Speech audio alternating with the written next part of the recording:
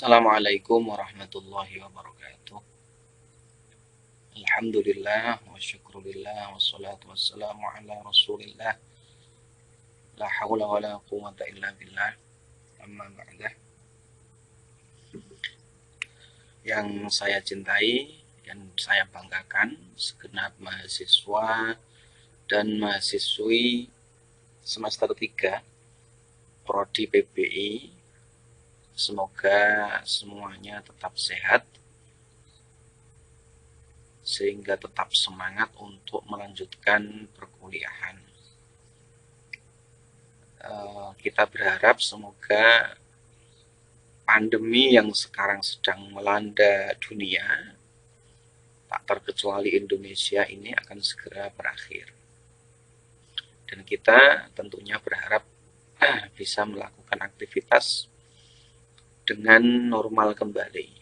Kita juga tentu berdoa semoga di masa-masa yang sulit ini kita masih diberikan kesehatan, keselamatan, orang tua kita diberikan rezeki yang murah, mudah, lancar, sehingga bisa melanjutkan untuk memenuhi kebutuhan kita, termasuk biaya pendidikan kita. Saya doakan semoga semuanya dapat rezeki yang melimpah ruah.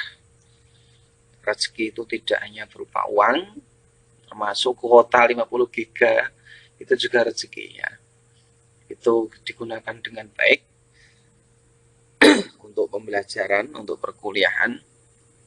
Ya, jangan hanya digunakan untuk YouTuber. Baik, pada pertemuan kali ini, di pertemuan kedua mata kuliah GN1, kita akan membicarakan tentang sejarah berdirinya NU. Pada pertemuan pertama kemarin, kita sudah membicarakan tentang urgensi ber-NU, urgensi ber-NU. NU adalah salah satu organisasi yang misinya adalah menjaga ajaran Ahlussunnah wal Jamaah agar tetap lestari, tetap terjaga di Indonesia. Dan sekarang NU sudah merambah ke dunia internasional, sudah go internasional. Jadi jangkauan NU dalam menjaga aswaja ini tidak lagi di Indonesia saja, tetapi juga di dunia. Saya tidak bosan-bosan untuk menampilkan kutipan dari Mbah Kiai Hasyim Asy'ari,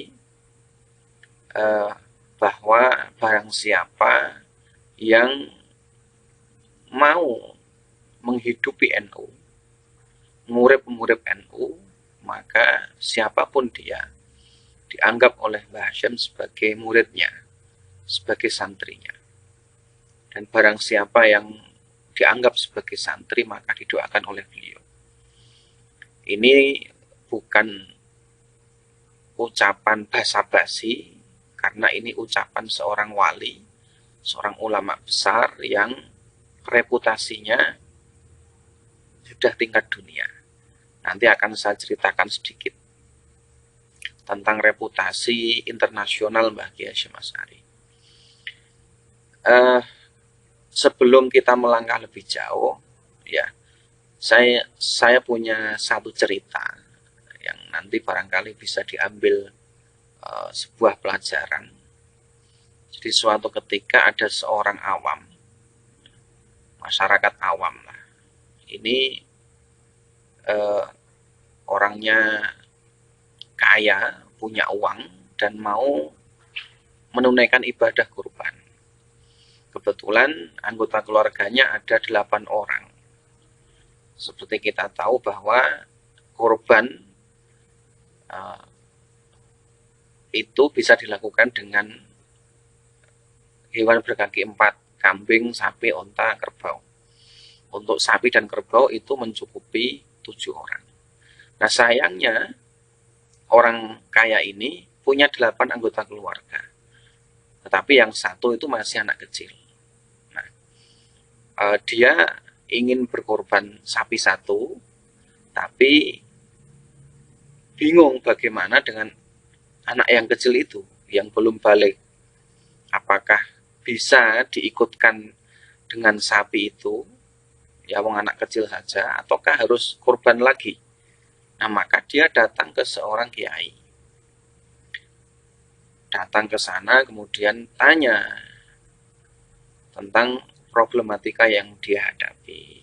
Yang saya mau kiai, kula niki badhe korban sapi. Nah, terus niku nek korban sapi niku nyekapit yang itu. Nah, kebetulan niki anggota keluarga kula niku wonten 8. Tapi sing setunggal niki tersalit. Upamane sing setunggal niki anggere dielokno ngoten saged ta mboten? Nah, dia tanya begitu ke kiai, spontan kiai itu menjawab, "Oh, enggak boleh. Enggak boleh itu. Ya sapi ya hanya 7 orang. Kalau mau 8 orang itu ya kamu harus korban lagi." Korban apa kiai? Ya kambing. Wah, ngoten kok mangirak keluar arto malih. Wong cah cilik mawon kok. Cah cilik mawon. Mosok mboten saged ya. Ndak bisa itu. Ora iso. Nah, akhirnya orang itu yang sowan ke Kiai A tadi itu tidak puas dengan jawaban sang kiai itu. Tidak puas dengan jawaban kiai. Nah, kemudian dia datang sowan ke Kiai Wahab Hasbullah, salah satu pendiri NU, murid Kiai Hasyim Asy'ari. Nah, di situ dia menceritakan kisahnya bahwa dia ingin supaya anaknya itu bisa diikutkan berkorban dengan satu sapi itu. Dia masih ngeyel, pokoknya anak kecil itu harus diikutkan dalam korban sapi satu itu. Wong alasannya wong itu hanya anak kecil saja dan belum balik. Nah, mendengar kisahnya itu Kiai Wahab Hasbullah berputar otaknya, ya, berpikir. Nanti kalau ini dijawab tidak boleh, ini bisa-bisa malah orang ini tidak jadi korban karena dianggap Islam itu kaku gitu. Nah, maka Mbah Wahab itu kemudian cerita, gini loh Pak, orang korban itu salah satu fungsinya adalah nanti kalau kita di akhirat itu binatang kurban itu nanti untuk tunggangan atau untuk kendaraan nanti ketika kita melewati sirot gitu. Oh ngoten Kiai, iya untuk melewati sirot. Nah, sampai nek korban sapi ya iku ancen cukupe kanggo wong 7. Nek mbok tumpaki wong 8, iku sapine ora kuat. Gitu. Nah, si bapak ini masih membantah. Lho wong sing setunggal niku bocah alit kok ya. Cah cilik niku dipangku lak saged. Nah, dibantah begitu, Kiai Wahab tidak kehabisan akal. Oh, cah cilik iku sing siji cah cilik ya. Nggih. Ya krana cah cilik ya ora apa-apa. Engko mbok pangku, mbok tumpakno sapi ora apa-apa. Tapi wong cah cilik iku ora iso munggah dhewe, ya. Ora iso munggah dhewe. Nek munggah ring sapi ku kangelan, ya kudune mbok tukokno pancikan. Mbok tukokno pancikan. Terus pancikane napa niku Kiai? Nah, pancikan kanggo munggah ring sapi kanggo cah cilik mau iku wedhus. Oh, ngoten nggih. Berarti kula niki mangke tumbas wedhus setunggal. Dadi korbanmu iku sapi siji kanggo wong 7, engko anakmu nduk jak ora apa-apa. Nduk pangku ora apa-apa, tapi anakmu tukokno pancikan. Pancikane iku wedhus. Dadi korbanmu iku sapi siji, wedhus siji. Nah, mendengar penjelasan Kiai Wahab itu, si bapak yang orang awam itu tadi lega, bisa menerima dengan penjelasan Kiai Wahab. Nah, ini contoh bagaimana ulama-ulama kita, ya kiai-kiai kita, yang mereka itu adalah ulama aswaja, ulama ahlus sunnah, dan ulama NU itu mampu menyelesaikan sebuah masalah dengan cara yang bisa diterima oleh masyarakat luas. Kiai Wahab tidak spontan menjawab orang leh atau memarahi si bapak itu, tapi Kiai Wahab menggunakan pendekatan akal, menggunakan pendekatan yang bisa diterima oleh akal si bapak itu. Akhirnya si bapak itu pun menerima. Nah, kiai-kiai kita, ulama-ulama kita dalam mengajarkan Islam itu lebih menekankan cara-cara yang bisa diterima oleh akal seperti Kiai Wahab tersebut. Menggunakan cara-cara yang halus, cara-cara yang lembut, tidak dengan kekerasan, tidak dengan memarahi, tidak dengan membentak, memaki, atau bahkan merusak, menghancurkan, tidak. Itu bukan jalan para ulama kita. Ulama kita yang meniru atau mengikuti aswaja lebih mengedepankan cara-cara yang ramah, cara-cara yang damai. Nah, inilah kelebihan Ahlussunnah wal Jamaah. Di Ahlussunnah wal Jamaah, seperti saya sampaikan kemarin, Ahlussunnah wal Jamaah adalah kelompok atau aliran atau mazhab yang menjunjung tinggi prinsip tawasud. Tawasud itu tengah-tengah. Aswaja tidak terlalu berat, tidak juga terlalu ringan, tidak menyepelekan, tidak terlalu keras, tapi juga tidak terlalu lembek. Aswaja memilih tengah-tengah, memilih jalan yang tengah, yang biasa saja. Dalam beragama pun demikian. Dalam menjalankan agama, ulama-ulama aswaja tidak menuntut atau tidak memerintahkan, tidak mengajarkan kita untuk melakukan ibadah yang berat-berat. Ya. Sholat tahajud silahkan, tetapi kalau itu berat misalnya, ya cukup sekuatnya saja, ya, 2 rakaat, 4 rakaat. Kalau tidak kuat tahajud, tidak masalah. Kamu tidak mampu sholat sunnah, tidak usah sholat sunnah. Itu hukumnya sunnah. Yang penting yang wajib-wajib itu dilaksanakan, dan yang penting lagi adalah tinggalkan maksiat. Ya. Itu sudah lebih dari cukup. Ajaran kiai-kiai kita itu begitu. Ya. Ibadah sunnah itu kalau bisa dilakukan, tapi jangan sampai memberatkan diri sendiri. Misalnya ya, kamu kuliah karena ingin tahajud, misalkan kemudian jam 1 bangun, tahajud sampai 100 rakaat, akhirnya paginya waktu kuliah kamu ngantuk tidur. Itu malah tidak boleh. Karena justru kamu buru uceng kelangan delek. Kamu lebih mementingkan ibadah sunnah, tapi justru meninggalkan perkara yang wajib, yaitu kuliah.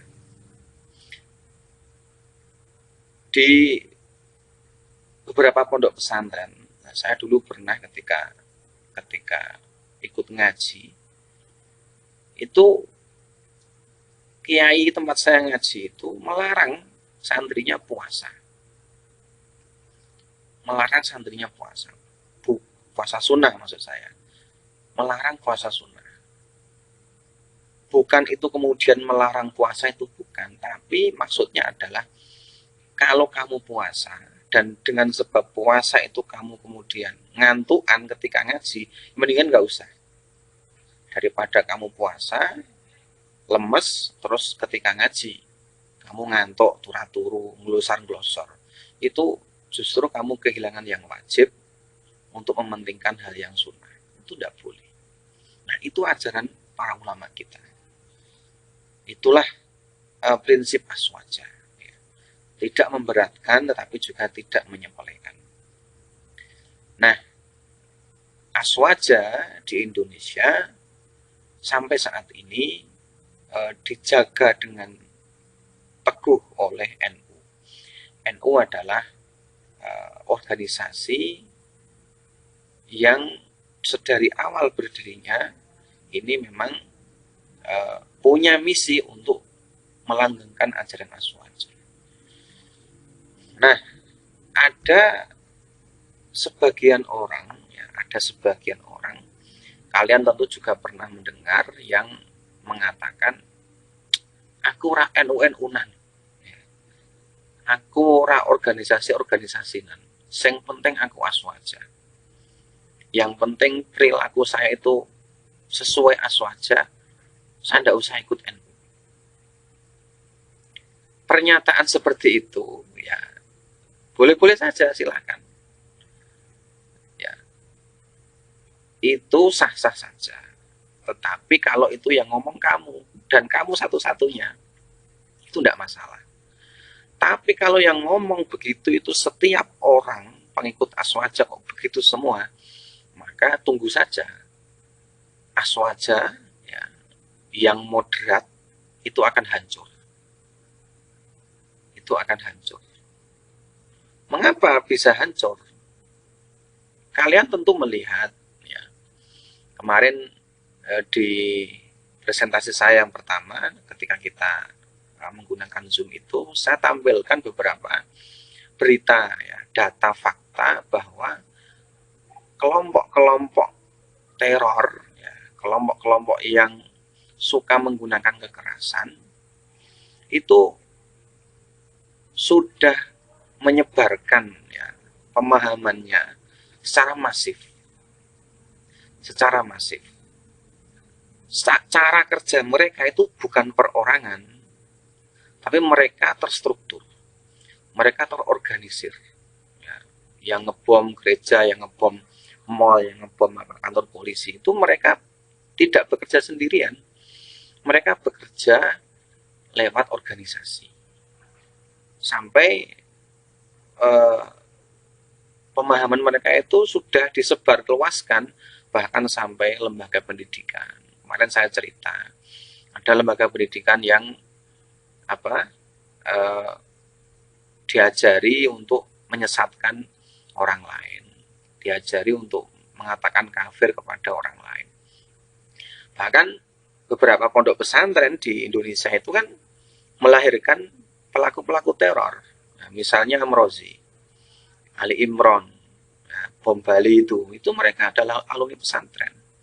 Ini artinya bahwa pemahaman Islam yang radikal, yang terorisme itu mereka sebarkan dengan cara yang terstruktur, lewat pendidikan, lewat media sosial, dan mereka punya organisasi yang matang ya, organisasi yang yang tertata dengan rapi. Nah, maka kalau kita ya, penganut aswaja yang moderat ya, yang anti ngebom ya, itu kok kita kemudian acuh ya, ndak peduli lah, rasa NU-NU-nan, sebenarnya aku aswaja ya, maka kita akan kalah dengan mereka. Mereka dengan sangat masif, terstruktur, mendidik anak-anak kita, menyebarkan pemahamannya tentang teror kepada anak-anak kita, sementara kita tidak bisa bekerja karena kita sendirian, tidak punya wadah untuk menyebarkan aswaja atau untuk memperkokoh persatuan kita. Ya,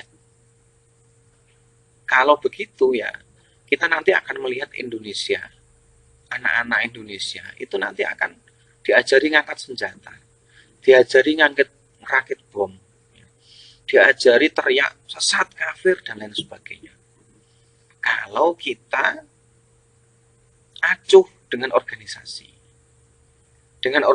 itu yang bisa menyatukan umat Islam yang berpaham aswaja, yang menyatukan para ulama yang aswaja itu, kita akan semakin kuat. Ya seperti filosofinya Sapulidi itu. Ketika dia ada satu atau dua, maka dia tidak berguna.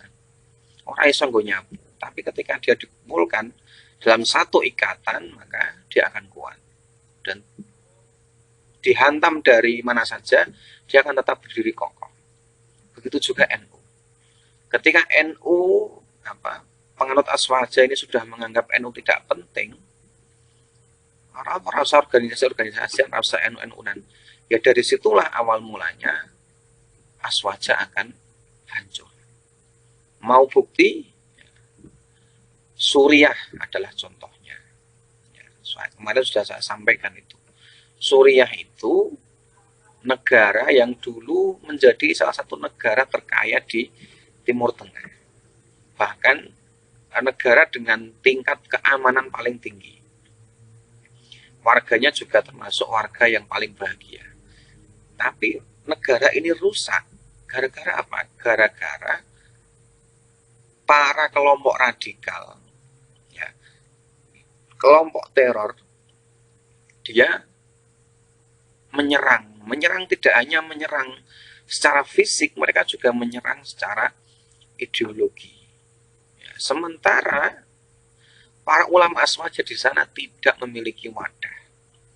Akhirnya mereka ulama-ulama itu mereka bekerja sendiri-sendiri, menangkal pemahaman radikal sendiri-sendiri, menangkal teror, menangkal ideologi teror sendiri-sendiri.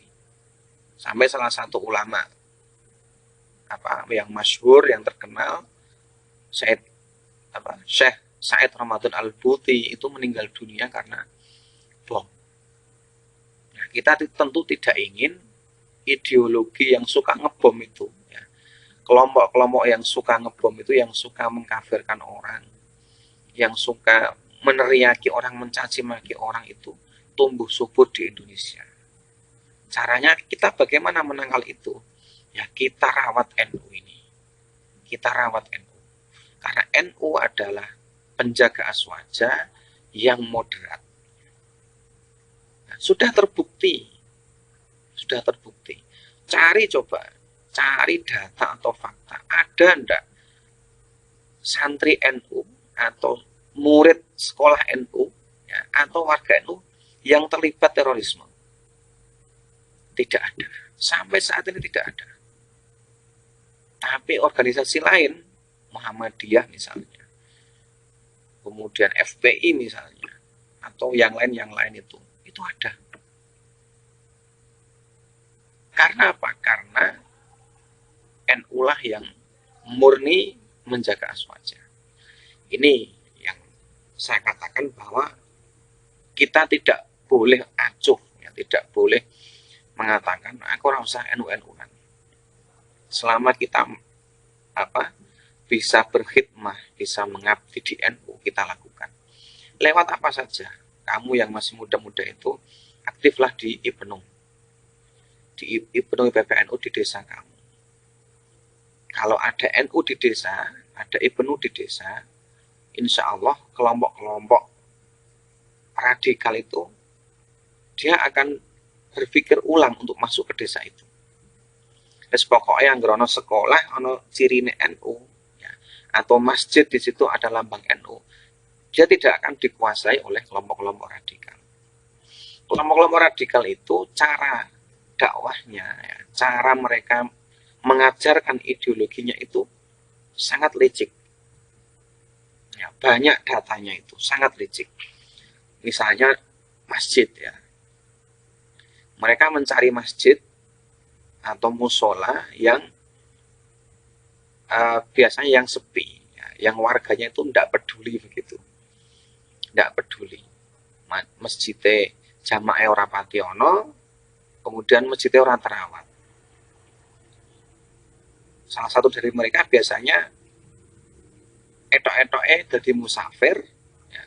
Kemudian datang ke masjid itu, dia ikut nginep beberapa hari di situ, ya katanya musafir gitu, ikut di situ nginep di situ, akhirnya dia kemudian ikut membantu pekerjaan-pekerjaan di masjid itu, ngepel, nyapu begitu. Nah, sregep, akhirnya masyarakat simpati sama dia, kasih makan. Lama-kelamaan dia disuruh adzan, lama-lama disuruh ngimami, lama-kelamaan disuruh khutbah, lama-kelamaan dia kemudian punya posisi di pengurus masjid. Ketika dia sudah punya posisi jadi pengurus masjid, maka nanti orang-orang NU akan dibuang, disingkirkan. Dia kemudian mengundang, ya, mendatangkan teman-temannya yang kelompoknya itu untuk mengisi pengajian di situ. Dan masjid itu nanti akhirnya dikuasai oleh kelompok-kelompok radikal. Kasus seperti itu sudah banyak sekali. Dan yang paling banyak adalah Masjid Muhammadiyah. Masjid NU, selama di situ ada lambang NU-nya dan jamaahnya solid, insya Allah tidak akan disusupi oleh orang-orang seperti itu. Ketika masjid sudah disusupi oleh orang-orang seperti itu, maka kalian tidak akan lagi dapat berkat. Tak jamin. Nek malam Jumat orang ono berkatan. Nek ono malam 10 surah orang ono berkatan. Orang ono maulid Nabi. Malam 10 surah orang ono kenduren. Nek ruwah orang ono bancaan. Karena mereka tidak mau yang itu. Itu dianggap bid'ah sama mereka, dianggap syirik sama mereka. Tradisi-tradisi kita yang sudah berjalan selama bahkan ratusan tahun, itu nanti akan dihilangkan sama mereka. Karena mereka meyakini tahlilan, yasinan malam Jumat itu, maulid Nabi, ya, itu bid'ah, itu syirik, maka itu dihilangkan. Dan ketika itu sudah hilang, ya eman-eman, ya, masjid itu yang kita bangun dengan uang urunan, ya, dengan sumbangan warga, akhirnya dikuasai oleh orang yang tidak jelas. Nah, maka kita, ya, terutama anak muda, kamu sekarang ini, aktiflah di NU, bisa dengan berbagai cara. Kalau sekarang aktif di IPNU, IPPNU misalnya. Atau nanti kalau sudah lulus dan ngajarlah di madrasah NU. Atau kalau misalkan ingin jadi PNS, ya aktiflah di NU Ranting. Dan lain sebagainya, banyak sekali. Nah, ini pentingnya NU bagi kita dan terutama bagi Indonesia. Nah, NU sendiri, ya ini lambangnya, saya kira sudah tahu semua. Nanti di pertemuan ketiga atau keempat kita akan membahas tentang makna dari lambang NU itu. NU lahir tahun 1926, ya, tanggal 31 Januari di Surabaya. Di Kertopaten, Surabaya. Sampai sekarang kantor yang digunakan NU zaman dulu itu masih ada. Nah, Nahdlatul Ulama itu berarti kebangkitan para ulama. Ya, Nahdlatul itu artinya bangkit atau kebangkitan. Ulama itu para kiai. Nah, maka Nahdlatul Ulama itu organisasi Islam yang menyatukan para kiai-kiai yang berpaham Ahlus Sunnah wal Jamaah atau para kiai tradisional. Nah, NU lahir tahun 1926 itu bukan tanpa alasan lahirnya. Jadi NU lahir itu tahun 1926 itu ketika Indonesia sedang dijajah oleh Belanda. Sementara dunia ini sedang itu pasca Perang Dunia. Dunia sedang perang. Di Indonesia itu ada Belanda. Kemudian di Timur Tengah itu Inggris yang menguasai Timur Tengah. Nah, pasca Perang Dunia itu kemudian khilafah Turki Utsmani, ya, khilafah Turki Utsmani, Kesultanan Turki Utsmani itu runtuh. Kesultanan Turki Utsmani itu kesultanan terakhir di dunia Islam. Ya. Karena setelah itu tidak ada lagi kesultanan. Ya. Turki Utsmani dulu ketika masih berdiri itu kekuasaannya luas sekali. Ya. Semua daerah di Timur Tengah itu masuk di bawah naungan Turki Utsmani. Tapi karena konflik internal, kemudian ada penjajahan atau perang dunia, ekspansi Eropa, kemudian Turki Utsmani runtuh. Ketika Turki Utsmani runtuh, itu kemudian banyak wilayah di Timur Tengah itu yang tidak punya pemimpin. Ya, karena pemimpinnya, pusatnya di Turki itu sudah lengser, dan Turki menjadi negara sendiri, ya, menjadi negara sampai sekarang, menjadi republik Turki sekuler. Akhirnya umat Islam di berbagai wilayah di Timur Tengah ini kemudian terpecah-pecah. Nah, saat itulah kemudian Eropa ini mengambil kesempatan dengan menjajah Timur Tengah. Mesir misalnya dijajah oleh Prancis, ya, kemudian Sudan dijajah oleh Inggris, Yordania itu Inggris, kemudian Maroko dijajah oleh Prancis, Arab Saudi ketika itu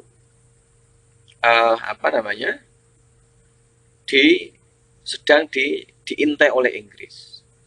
Nah, di saat Turki Utsmani itu runtuh dan umat Islam terpecah-pecah, muncul sebuah gerakan yang disebut sebagai pan-islamisme. Pan-islamisme ini punya misi untuk membangkitkan umat Islam yang saat itu dijajah.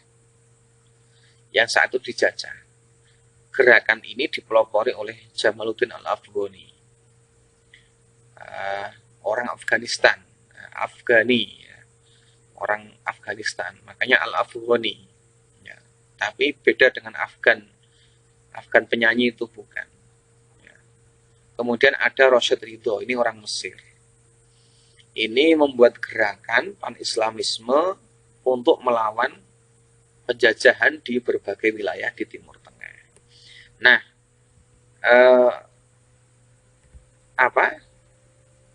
salah satu ide ya, yang ditawarkan atau yang dibawa oleh pan-islamisme ini adalah modernisasi ajaran Islam.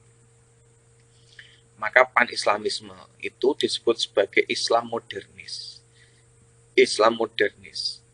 Orang Islam yang modern.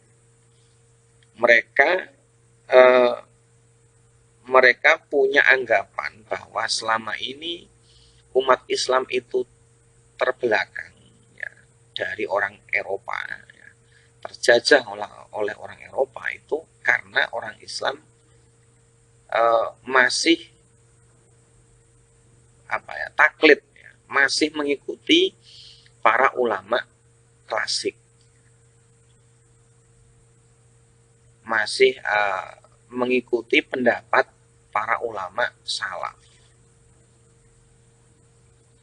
Itulah yang mereka anggap sebagai sumber ketertinggalan umat Islam. Ya.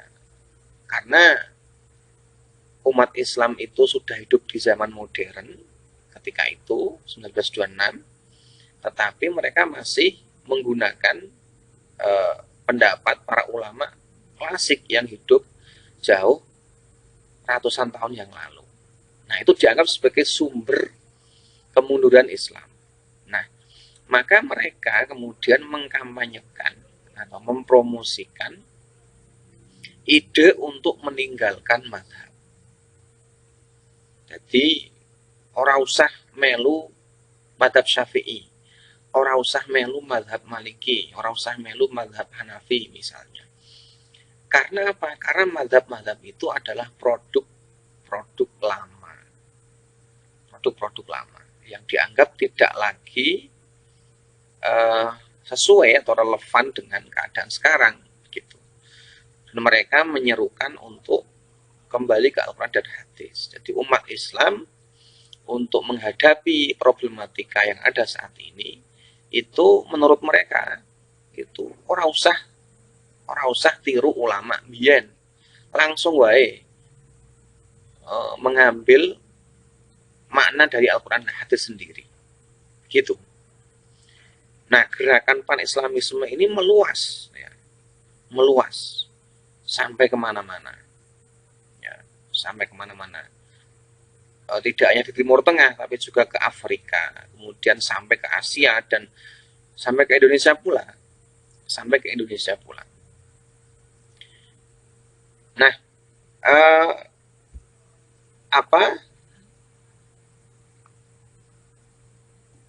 pan-islamisme inilah yang kemudian dikhawatirkan oleh para ulama aswaja ya, terutama yang ada di Indonesia ya, dikhawatirkan nanti akan menghilangkan tradisi yang sudah ada ya.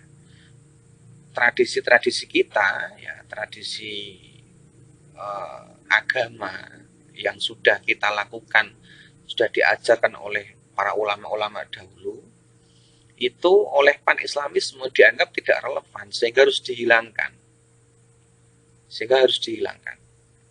Nah, disinilah kemudian para ulama kita, ya ulama Indonesia, Mbah Hasyim Asy'ari dan teman-temannya ini tidak setuju. Para ulama kita tidak setuju kalau madhab itu dihilangkan. Kita ini kan mengikuti madhab Syafi'i ketika beribadah. Itu menurut pan-islamisme itu tidak relevan lagi. Tetapi menurut Ki Hasyim dan kawan-kawan, kalau tradisi itu dihilangkan, ya, madhab itu tidak diperbolehkan, maka nanti orang awam itu akan bingung. Karena apa? Orang awam tidak mungkin mengambil makna atau mengambil hukum dari Quran hadis sendiri. Maka jalan satu-satunya ya memang orang awam seperti kita itu yang mengikuti madhab. Nah, disitulah konfliknya. Nah, pan-islamisme ini menggema di seluruh wilayah Islam dan sampai ke Indonesia. Mbah Hasyim Asy'ari mendengar itu bagi Wahab, mereka tidak setuju dengan gagasan itu, bahwa umat Islam harus meninggalkan madhab. Karena kalau umat Islam meninggalkan madhab, maka nanti yang ada adalah setiap orang, ya, orang awam sekalipun ini akan secara bebas memaknai Al-Quran dan hadis. Ya, sementara untuk memaknai Al-Quran dan hadis, kita itu tidak bisa sembarangan. Harus memiliki berbagai macam disiplin ilmu. Nah, yang menguasai berbagai disiplin ilmu itu adalah para ulama mazhab. Ya, para ulama zaman dahulu seperti Imam Syafi'i dan murid-muridnya, Imam Hanafi dan murid-muridnya. Kita yang orang biasa ini tidak mungkin bukannya mungkin tapi sulit ya untuk menguasai berbagai macam ilmu kemudian memaknai Al-Quran sendiri, menggali hukum dari Al-Quran sendiri. Itu yang dikhawatirkan oleh Mbah Ki Hasyim. Nah, di sisi lain Arab Saudi ketika Turki Utsmani ini runtuh, Arab Saudi sebagai pusat Islam ya, karena di Arab Saudi ini ketika itu belum ada Arab Saudi, namanya Hijaz. Hijaz itu daerah yang meliputi Mekah dan Madinah. Ketika itu masih jadi provinsinya Turki Utsmani. Provinsi Hijaz ketika itu yang awalnya dipimpin oleh Syarif Hussein sebagai seorang gubernur, karena Turki Utsmani ini runtuh dan ada penjajahan dari Inggris itu, maka kemudian Arab Saudi atau Hijaz itu diambil alih oleh keluarga Ibnu Saud. Konon ceritanya Ibnu Saud ini bersekutu dengan Muhammad bin Abdul Wahab. Muhammad bin Abdul Wahab itu seorang ulama, ya, seorang ulama yang pada akhirnya kemudian mendirikan paham yang namanya Wahabi itu. Diambil dari kata Abdul Wahab itu. Dengan Ibnu Saud dengan Muhammad bin Abdul Wahab bersekutu, kemudian mengundang Inggris, menjalin kerjasama dengan Inggris untuk mengusir Syarif Hussein. Syarif Hussein itu gubernur yang sah, ya, gubernur yang sah. Mengusir Syarif Hussein dari Makkah, dari Hijaz, yang kemudian akhirnya Hijaz itu dikuasai oleh Ibnu Saud. Dan jadilah dia dengan bantuan Inggris itu menjadi sebuah negara. Karena Inggris ketika itu adalah negara superpower, ya. Kalau sekarang ya Amerika begitu.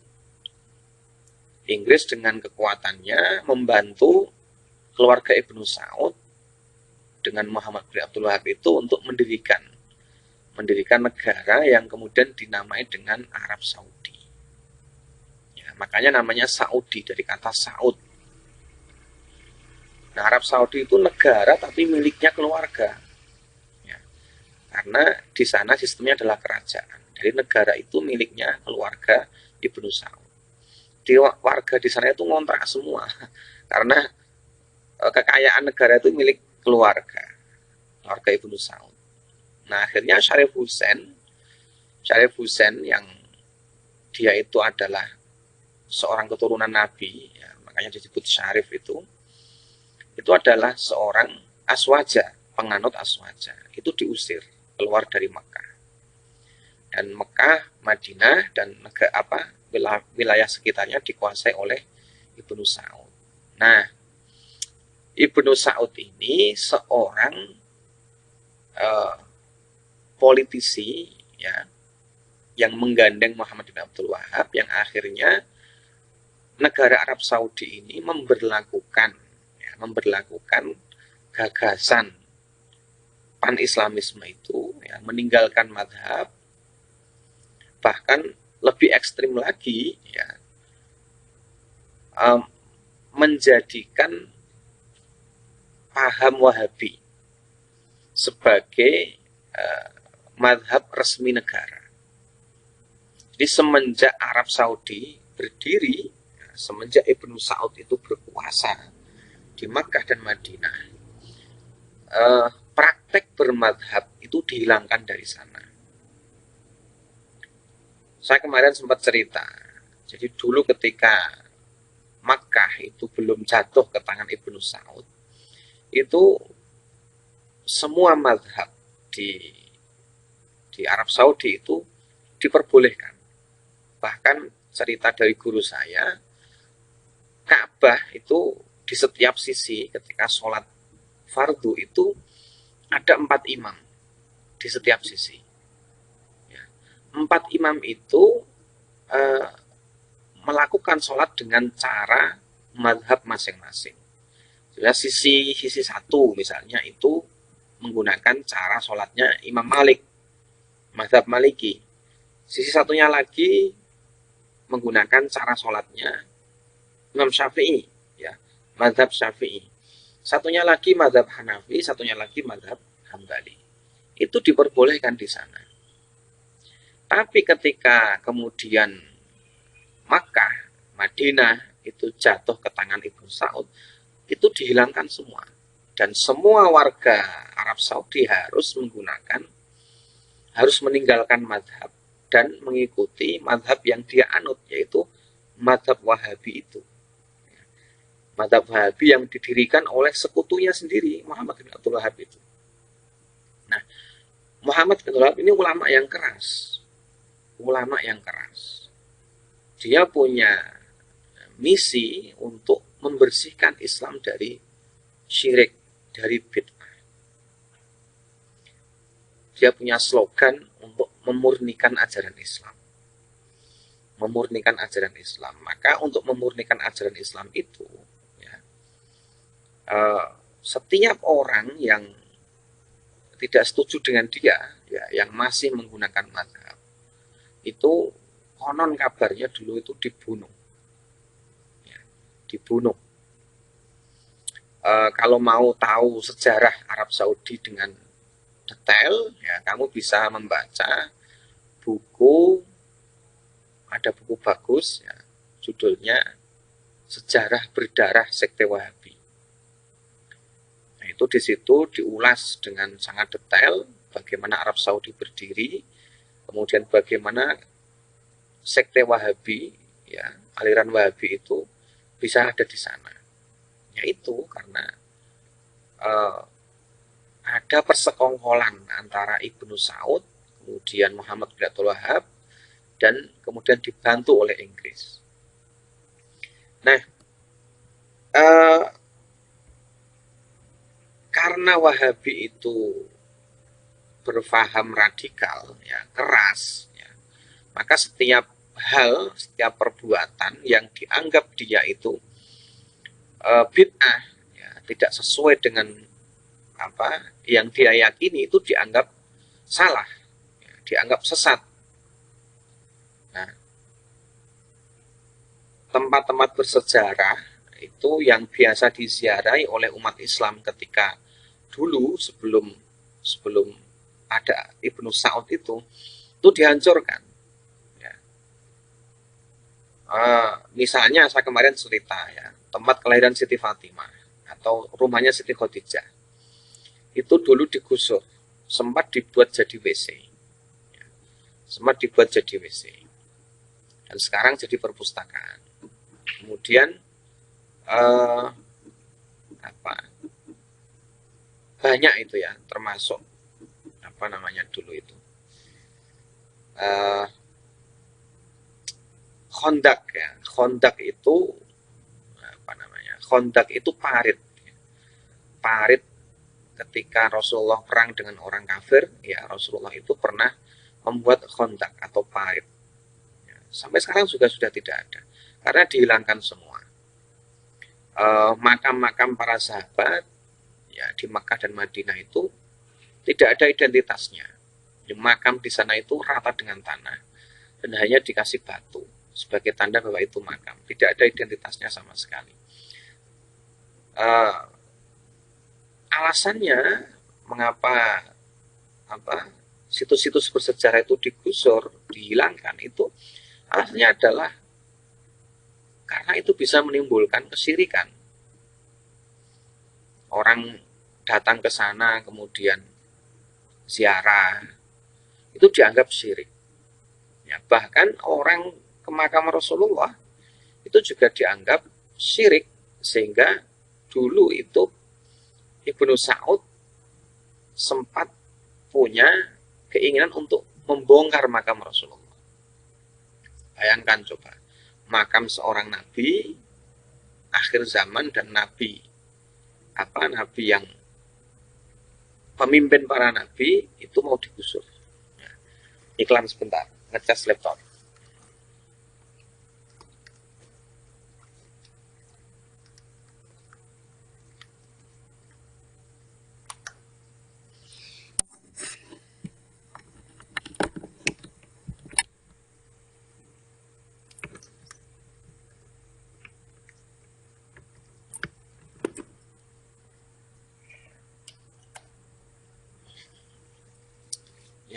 Kita kembali bersama saya.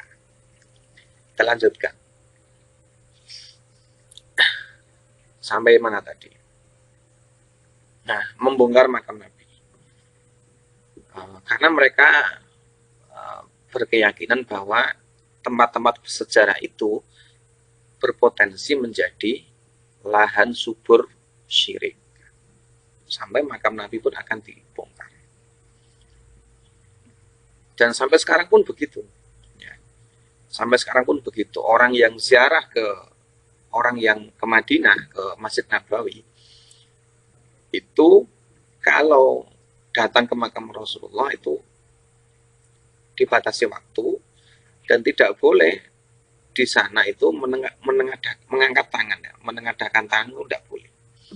Kalau kelihatan polisi atau penjaga di sana pasti nanti akan diteriaki. Haram, haram. Nah, ini isu-isu yang muncul di dunia internasional mulai dari runtuhnya khilafah, kemudian terpecahnya umat Islam, munculnya pan-islamisme yang memiliki ide untuk meninggalkan mazhab, ya, kembali ke Quran dan hadis, sampai munculnya negara Arab Saudi yang menggunakan mazhab Wahabi atau aliran Wahabi sebagai mazhab resmi yang keras, ya,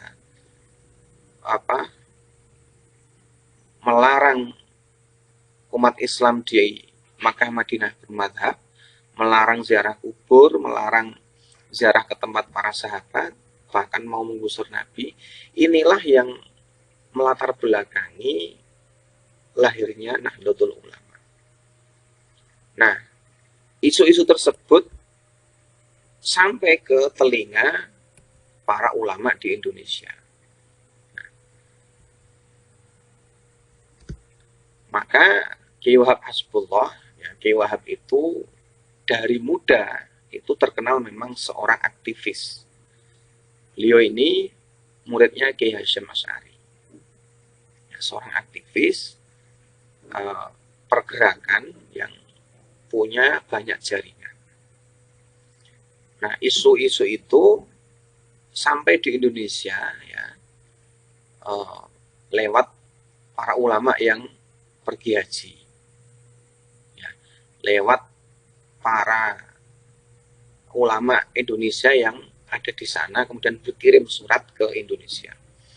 Dulu itu Makkah itu menjadi tempat bertemunya para ulama di seluruh dunia. Bahkan kita orang Indonesia itu patut berbangga karena banyak ulama Indonesia yang dulu itu menjadi ulama besar di Makkah Madinah. Saya contohkan misalnya ada namanya Syekh Muhammad Nawawi Al-Bantani. Syekh Nawawi Al-Bantani aslinya orang Banten. Beliau ini gurunya Kiai Hasyim Asy'ari. Gurunya Kiai Ahmad Dahlan, pendiri Muhammadiyah itu. Dia disebut sebagai, bahkan di Arab Saudi, ya, di Makkah itu dijuluki sebagai pemimpin ulama Hijaz. Pemimpin ulama Makkah Madinah. Itu orang Indonesia. Sekarang beliau dimakamkan di Makkah. Ya, tidak bisa diziarahi karena di sana dilarang. Kalaupun mau ke sana dan melihat makamnya itu boleh, sebentar boleh. Kalau lama dan ada polisi pasti diusir. Itu contohnya. Dan banyak lagi ulama-ulama kita Indonesia yang reputasinya untuk kelas dunia. Banyaknya ulama yang datang dan pergi ke Makkah, ya, haji, kemudian ada yang menuntut ilmu ke sana, pulang, itu menjadi transmisi informasi. Nah, Kiai Wahab mendengar isu-isu itu, kemudian mengusulkan ke Kongres Umat Islam, ya, atau Sentral Komite Al-Islam. Jadi di Indonesia dulu sudah pernah ada wadah organisasi yang menyatukan umat Islam, namanya Sentral Komite Al-Islam itu. Tahun 25 di Jogja, ya, 1925 di Jogja. Beliau Kiai Wahab ini mengusulkan kepada Kongres agar Kongres nanti mau mengirimkan delegasi ke Arab Saudi untuk mengikuti muktamar alam al-islami, ya, istilahnya muktamar Kongres umat Islam tingkat dunia begitu. Untuk apa mengirim delegasi ke sana? Untuk menyampaikan problem yang menjadi isu dunia, yaitu tentang pelarangan mazhab dan penghancuran situs bersejarah, termasuk membongkar makam Rasulullah itu. Nah, tetapi kongres tersebut tidak menyetujui usul Kiai Wahab. Usul itu ditolak, dan akhirnya beliau sendiri, Kiai Wahab ini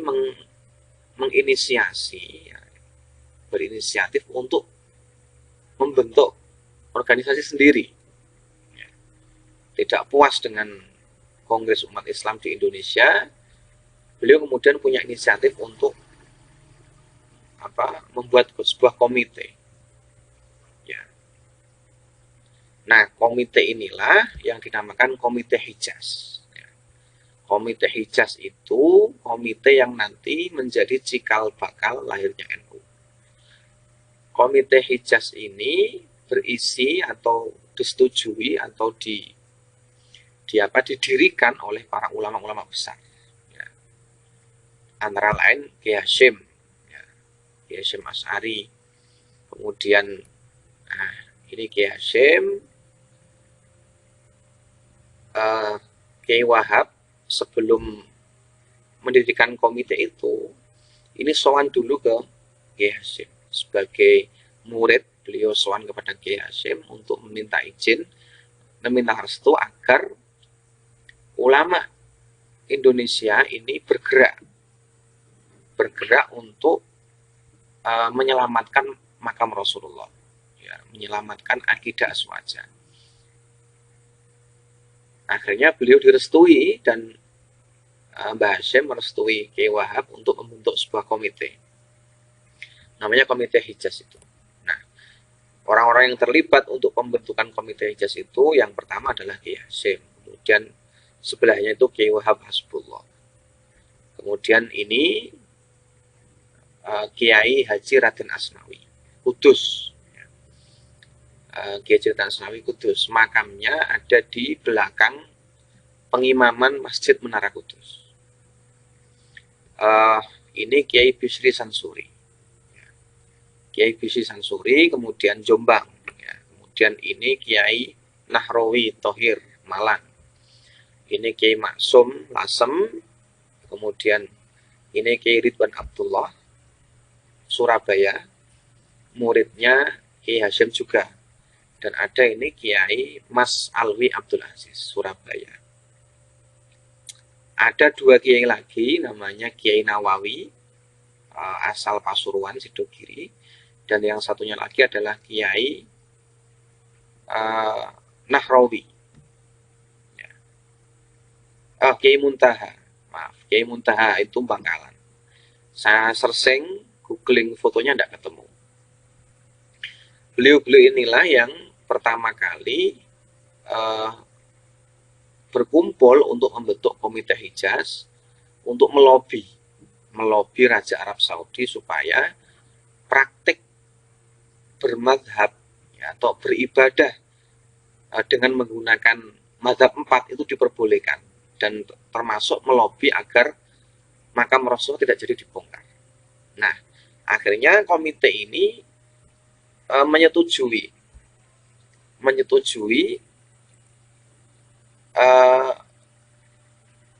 Kiai Raden Asnawi, ya, menyetujui Kiai Raden Asnawi untuk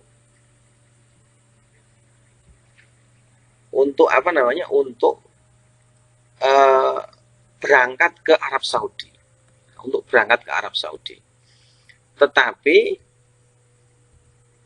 sayangnya ketika itu beliau, ya, menurut kisah yang saya baca di buku KNU-an, sejarah NU, di beberapa buku sejarah NU, beliau ketinggalan kapal. Kiai Haji Raden Asnawi, beliau ini didapuk sebagai ketua komite Hijaz. Nah, ketika mau berangkat, beliau ketinggalan kapal. Nah, akhirnya kemudian Kiai Hasyim mengutus Kiai Wahab Hasbullah untuk berangkat ke Makkah mengikuti muktamar tahun 1926 dengan niat untuk menggagalkan rencana Raja Ibnu Saud membongkar makam Rasulullah. Nah, ada cerita menarik di sini. Ya, ada cerita menarik. Kiai Wahab itu orangnya kecil, ya sama seperti kita orang Indonesia. Ketika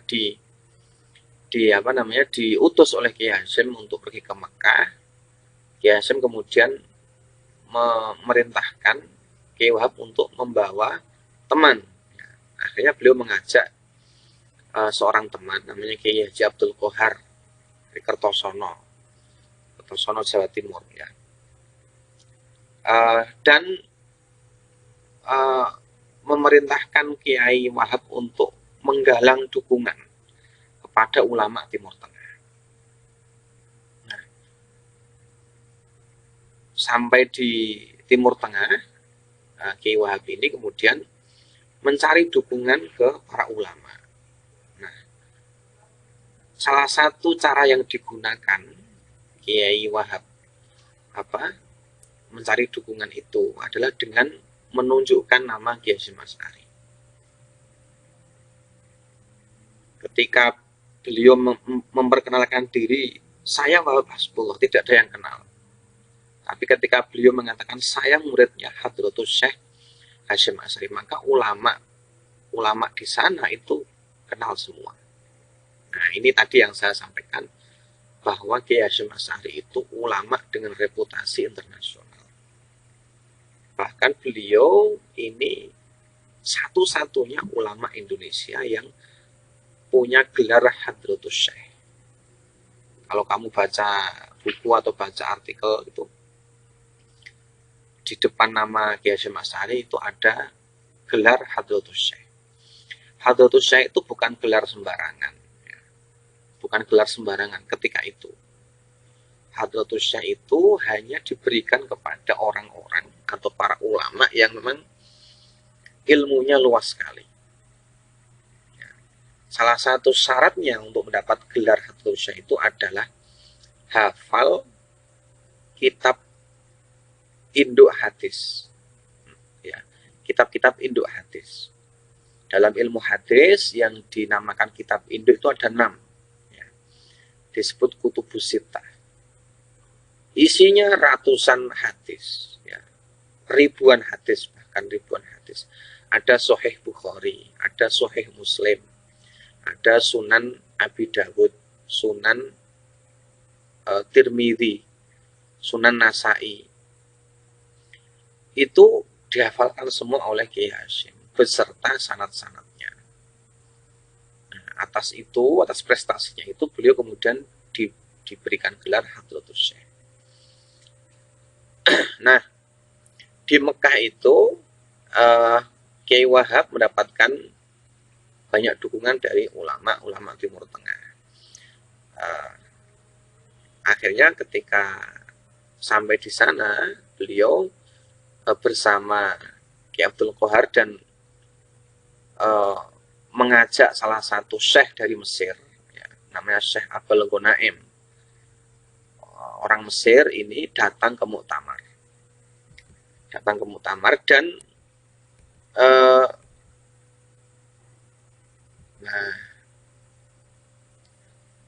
Syekh Abul Ghanaim untuk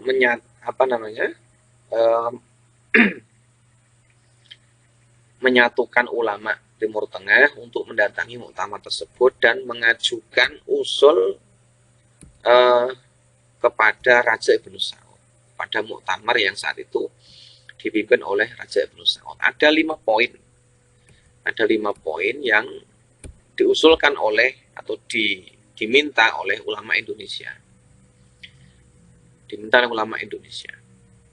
Nah, yang pertama, ya, meminta Raja Ibnu Saud untuk tetap memberikan kebebasan bermadhab 4 di Makkah Madinah, karena Makkah Madinah itu tempat berkumpulnya umat Islam karena ada ibadah haji.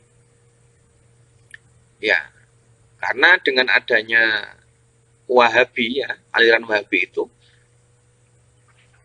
dilarang mengikuti mazhab 4 itu dilarang. Orang Arab Saudi harus seragam, ya, mengikuti aliran Wahabi. Nah, dengan datangnya Kiai Wahab ke Makkah ini, beliau mengusulkan agar kebebasan bermadzhab itu diberikan kepada umat Islam. Yang kedua,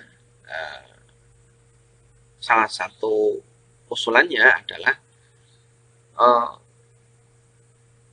tidak menghancurkan tempat-tempat bersejarah, termasuk makam Rasulullah. Kemudian tentang haji, yang diusulkan ada tentang haji, tentang biaya haji. Musim haji itu mulainya kapan, kemudian ongkosnya berapa, itu diusulkan oleh Kiai Wahab. Nah, terkait dengan undang-undang juga, kemudian yang terakhir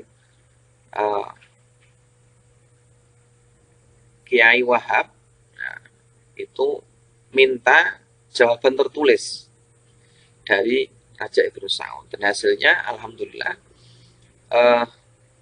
usulan-usulan Kiai Wahab ini atau usulan-usulan Komite Hijaz ini dikabulkan oleh Ibnu Saud. Jadi sekarang orang haji itu tidak harus mengikuti mazhab Wahabi yang dianut oleh orang Arab Saudi.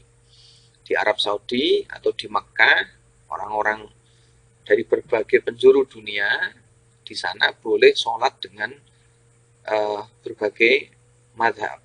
Tetapi kalau orang Arab Saudi sendiri sholat di Arab Saudi, ya sholatnya pakai mazhab Wahabi, pakai mazhab Wahabi. Ya, tidak ziarah kubur, tidak tahlilan, tidak bancaan, tidak berkatan, tidak ada.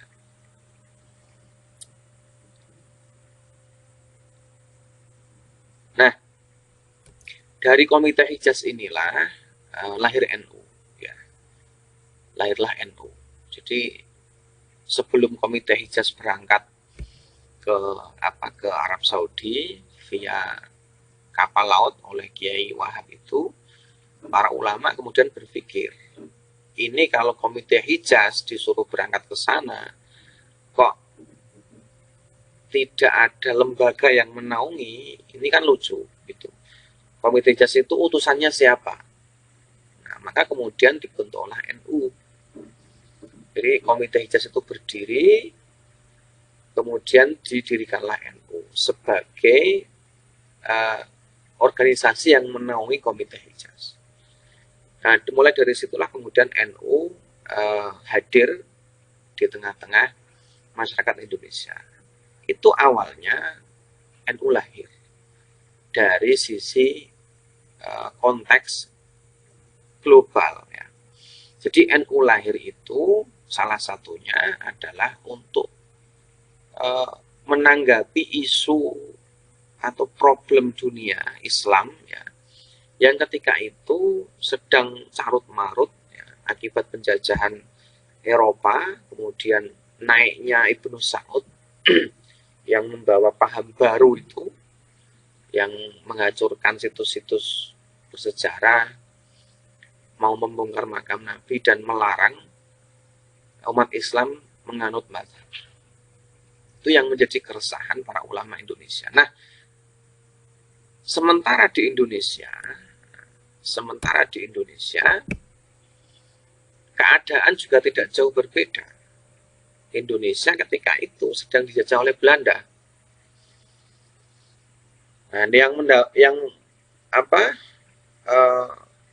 merasakan dampak penjajahan Belanda, kekejaman Belanda ini siapa lagi kalau bukan umat Islam? Karena memang Indonesia mayoritas Muslim, terutama pesantren. terutama kiai. Jadi Belanda itu tidak mau orang Indonesia itu pinter. Ya, ini bedanya Belanda dan Inggris. Negara yang dijajah Inggris sekarang itu maju. Nah, misalnya Malaysia, Singapura. Ya. Karena Inggris meskipun dia menjajah, mereka memenuhi kebutuhan negara-negara yang dijajah dan termasuk mencerdaskan anak-anak daerah yang dijajah itu. Sedangkan Belanda itu kebalikannya. Belanda itu untuk melanggengkan kekuasaannya itu tidak mau anak-anak Indonesia pintar. Makanya dulu ya, di zaman Belanda itu tidak ada anak-anak orang Indonesia, ya, terutama anak-anak miskin, anak-anak orang desa, itu yang bisa sekolah. Yang sekolah adalah anak-anak bangsawan, ya, anak-anak para tumenggung, para bupati itu, ya, termasuk R.A. Kartini itu beruntung karena beliau ini putra bangsawan dan memiliki kesempatan untuk sekolah. Tapi beliau kan gelisah, ya, beliau resah. Kenapa pendidikan hanya bisa dinikmati oleh bangsawan? Akhirnya beliau tergerak itu. Nah, maka para kiai ketika penjajahan Belanda itu kan mendirikan pesantren. Banyak yang mendirikan pesantren sebagai alternatif atau lembaga pendidikan alternatif bagi masyarakat Indonesia yang tidak bisa mengenyam pendidikan di sekolah-sekolah Belanda. Nah, itu pun pesantren diawasi ketat. Pesantren diawasi ketat.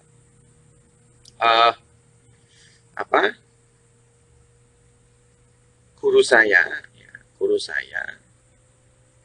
itu pernah cerita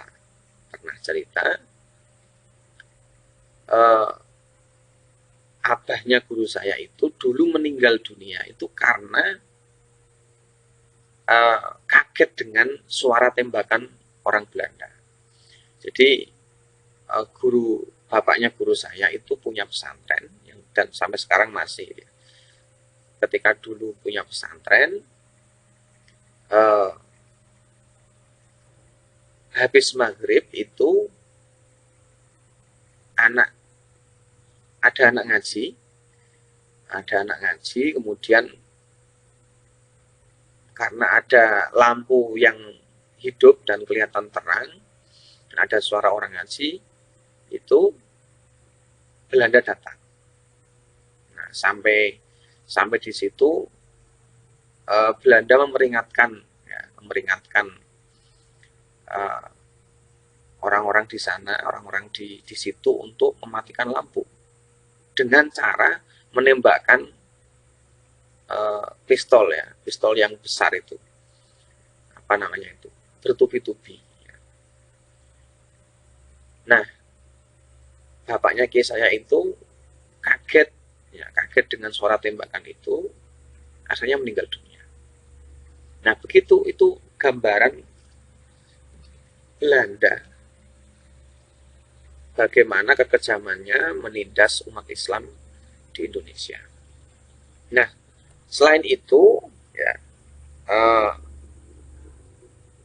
pan-islamisme yang tadi saya sampaikan yang muncul di Timur Tengah itu juga ternyata merambah ke Indonesia. Ya, yang mana pan-islamisme itu miriplah dengan Wahabi, ya. Sama-sama tidak mau bermadhab, ya. Menganjurkan kepada umat Islam untuk meninggalkan madhab. Nah, di Indonesia itu ketika itu ya ada 3 organisasi yang spiritnya itu sama dengan pan-islamisme, yaitu Muhammadiyah, dan ada Persis dan Al-Irsyad. 3 organisasi ini berdiri karena gerakan pan-islamisme di Timur Tengah. Jadi 3 organisasi ini berdiri dengan mengadopsi ide-ide dari pan-islamisme. Makanya jangan heran kalau Muhammadiyah itu tidak mau tahlilan misalnya, tidak mau yasinan, tidak mau selamatan begitu. Ya karena memang Muhammadiyah itu dulu berdirinya salah satunya adalah karena faktor munculnya pan-islamisme itu. Dan Kiai Ahmad Dahlan itu terinspirasi dari pan-islamisme itu dengan mendirikan Muhammadiyah. Nah, maka para ulama pun khawatir, ya. Bagi Hashim dan para ulama-ulama pesantren khawatir kalau Wahabi juga nanti sampai ke Indonesia, ya karena pan-islamisme yang memang sejalan dengan Wahabi itu sudah sampai ke Indonesia dengan munculnya 3 organisasi itu. Nah dari situlah kemudian para ulama mendirikan NU, ya, untuk merespon isu global munculnya gerakan pan-islamisme dan Wahabi, dan kemudian adanya indikasi-indikasi bahwa pan-islamisme dan Wahabi itu sampai ke Indonesia. Begitu. Nah,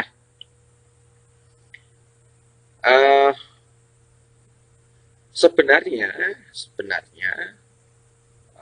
NU sendiri ya, itu meskipun lahirnya tahun 1926, tetapi embrionya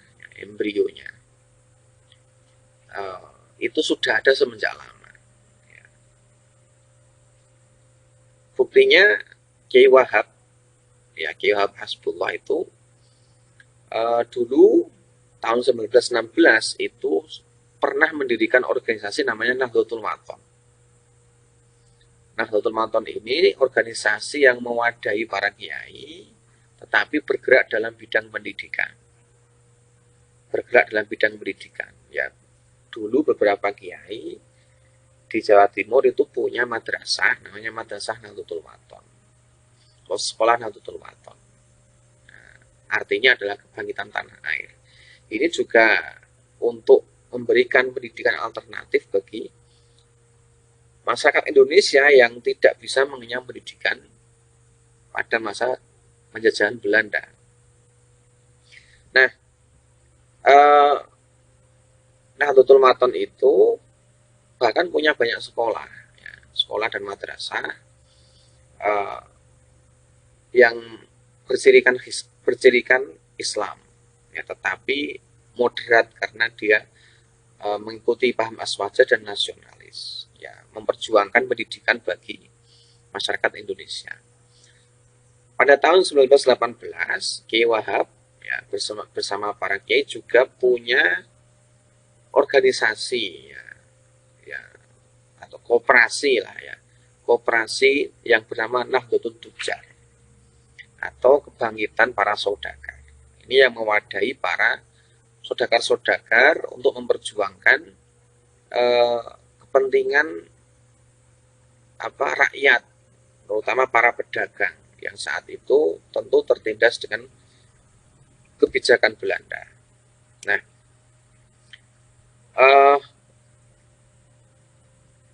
tahun 1919 Kiai Wahab ini juga terlibat dalam pendirian sebuah forum diskusi yang mengumpulkan para kiai yang diberi nama Tasfirul Afkar. Forum ini menjadi wadah bagi para kiai untuk melakukan diskusi, ya, dalam rangka menyelesaikan berbagai masalah agama. Ya, kalau sekarang mungkin seperti Bahsul Masail itu, ya, kalau di NU. Nah, tahun 1926 lahirlah Komite Hijaz dan kemudian lahirnya NU. Jadi NU itu lahir tidak semata-mata karena adanya isu global yang melatar belakangi di kancah internasional saja, tapi juga memang embrio NU itu sudah ada semenjak awal, ya sudah lama. Nah, ini tahapan-tahapan berdirinya NU. Nah, ini tahapan-tahapan ini adalah tahapan-tahapan zohir, ya, tahapan-tahapan zohir. Sementara ada juga tahapan batinnya, ya. Ada juga tahapan batinnya. Nah, tapi tahapan yang batin ini jarang sekali dicatat di buku sejarah, jarang disampaikan bahwa sebenarnya ketika mendirikan NU, Kiai Hasyim ini terlebih dahulu istikharah. Ya. Jadi NU itu bukan organisasi kemarin sore dan sembarangan, ya, karena berdirinya NU itu melewati proses yang sangat panjang, tidak hanya proses zahir, ya, tapi juga proses batin. Tadi yang saya sampaikan itu adalah proses zahirnya, ada juga proses batinnya. Jadi ketika Kiai Wahab itu meminta restu kepada Kiai Hasyim untuk mendirikan sebuah jamiah, mendirikan organisasi, maka Kiai Hasyim melakukan istikharah.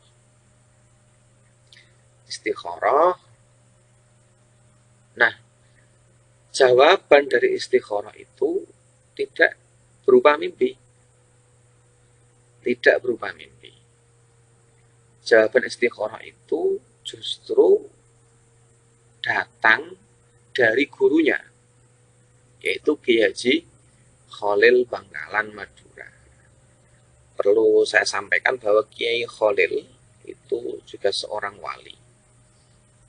Kiai Khalil Bangkalan itu gurunya para ulama Nusantara.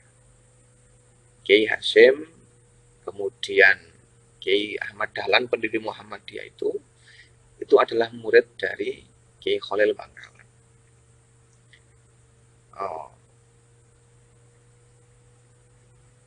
Kiai Khalil Bangkalan ini tahu kalau muridnya yaitu Kiai Hasyim itu sedang meminta petunjuk.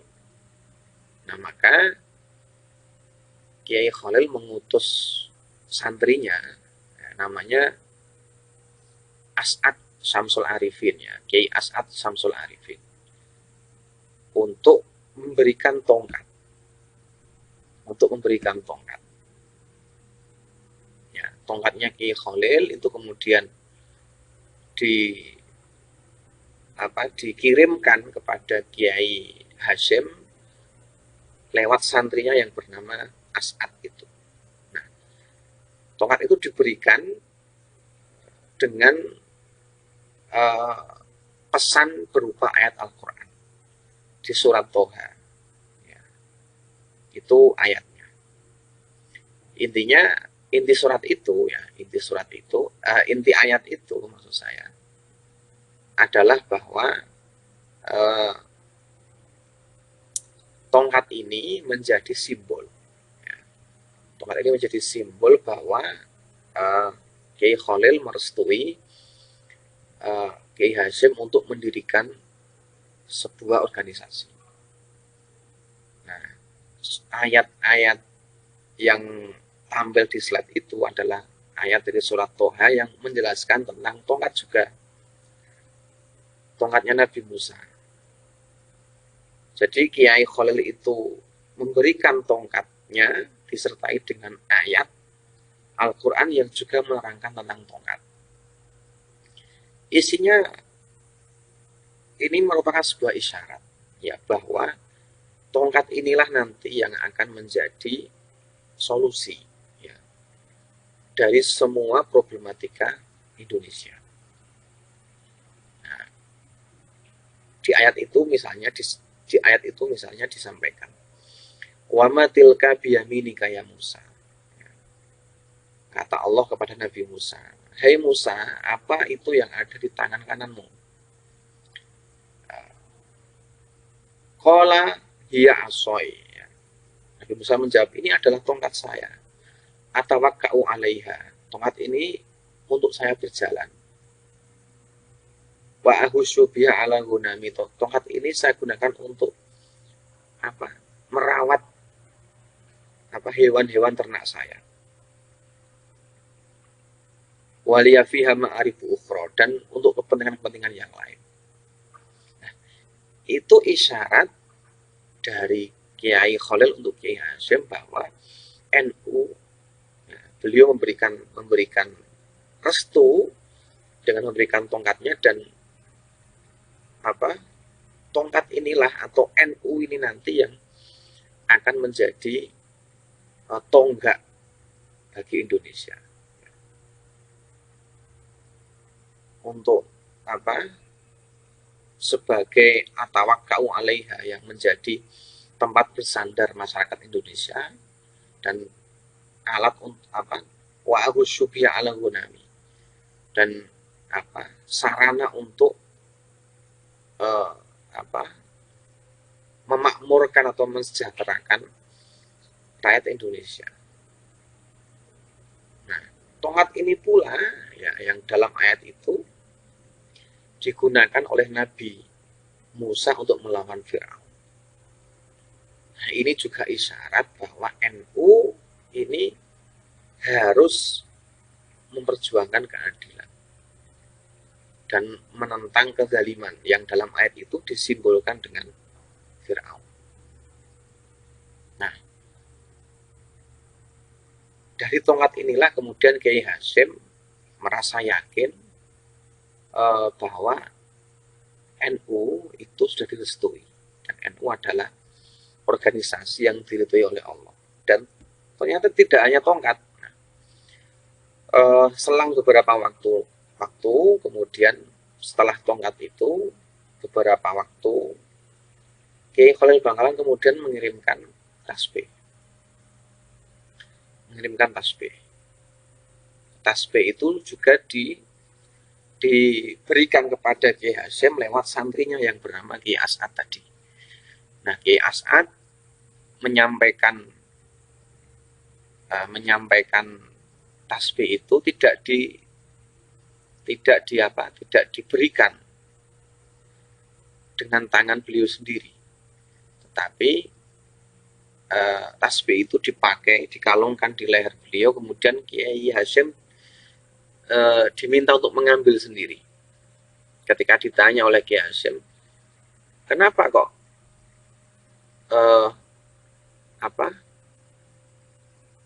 tasbih itu kamu pakai dan tidak kamu berikan ke saya, kamu malah menyuruh saya mengambil sendiri? Kiai As'ad kemudian menjawab, tasbih ini dikalungkan oleh Kiai Khalil ke saya dengan tangan beliau, dan saya tidak berani menyentuhnya kecuali jenengan yang menyentuh sendiri. Nah, selain tasbih itu, Kiai Khalil juga memberikan ijazah kepada Mbah Hasyim dengan 2 Asmaul Husna, yaitu Ya Jabbar, Ya Qahar. Nah, Ya Jabbar, Ya Qahar ini wirid atau zikir yang diberikan oleh Kiai Khalil untuk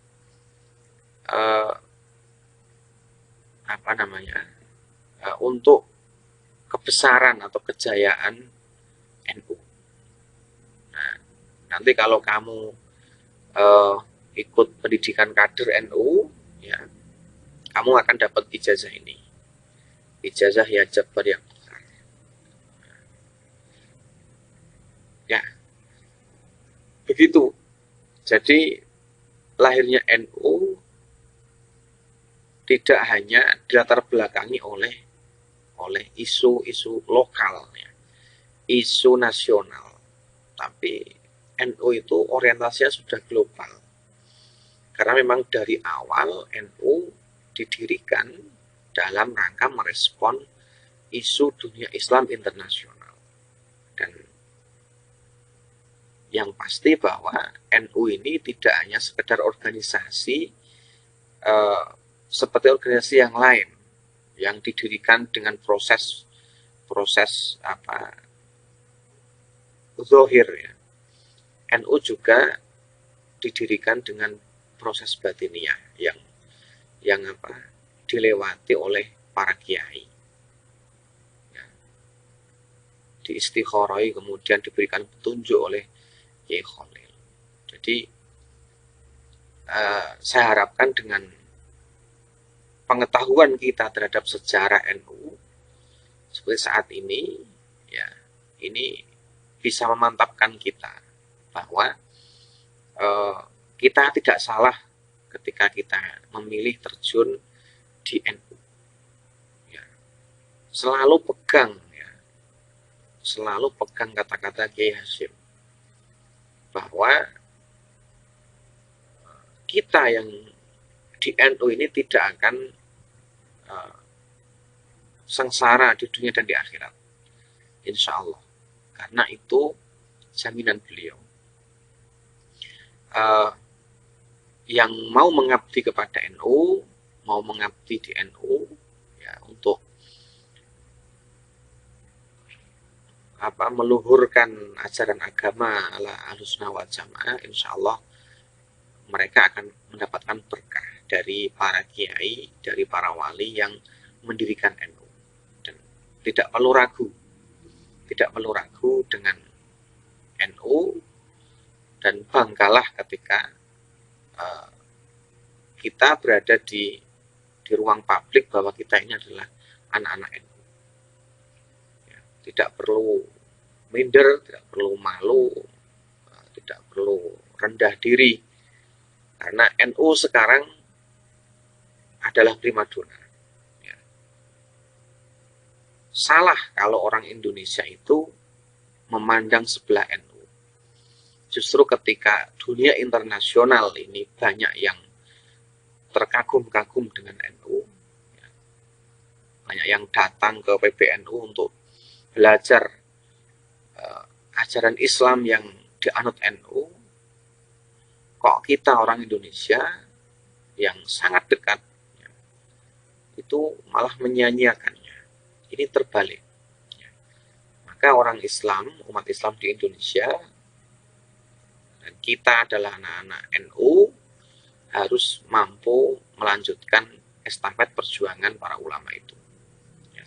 Paling tidak dengan peran dan fungsi masing-masing. Ya. Kamu yang pemuda, ya, kuliah di kampus NU, kemudian aktif di IPNU.